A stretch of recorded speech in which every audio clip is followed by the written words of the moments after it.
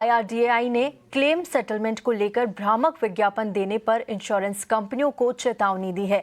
ज्यादा जानकारी दे रहे हैं हमारे सहयोगी अनुराग शाह। जी अनुराग, बताइए। रेगुलेटर IRDAI के द्वारा इंश्योरेंस कंपनियों को चेतावनी दी गई है कि क्लेम सेटलमेंट के जो दावे किए जाते हैं विज्ञापनों में वो भ्रामक है और उसमें अब नया प्रारूप इंश्योरेंस कंपनियों को शामिल करना होगा। जिस तरह से इंश्योरेंस कंपनियों के द्वारा क्लेम सेटलमेंट में जो दावा किया जाता है वही आंकड़े एनुअल रिपोर्ट्स में नहीं होते और एक इंश्योरेंस कंपनियों का कोई स्टैंडर्ड फॉर्मेट नहीं है कि वो क्लेम कितने सेटल कर रहे हैं।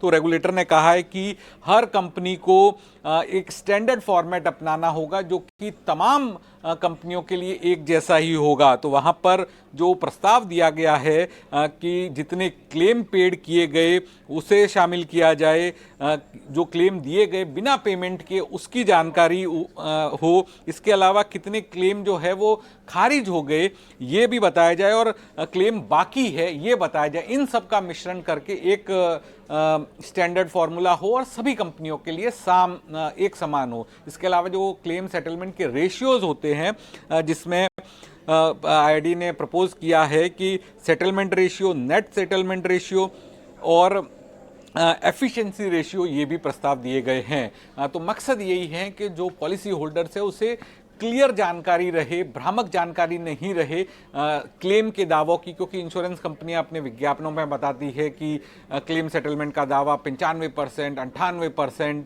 लेकिन ये उनके एनुअल रिपोर्ट्स में नहीं होता था। उसी का संज्ञान लेते हुए रेगुलेटर के द्वारा चेतावनी दी गई है। चलिए अब आगे बढ़ते हैं। रुपया रिकॉर्ड निचले स्तर पर पहुंच गया है। इस गिरावट की क्या वजह है, बताने के लिए आनंद शुक्ला हमारे साथ जुड़ गए हैं। आनंद, हम लगातार देख रहे हैं एक बार फिर से निचले स्तरों पर रुपया पहुंच गया है, क्या है इसके पीछे की वजह?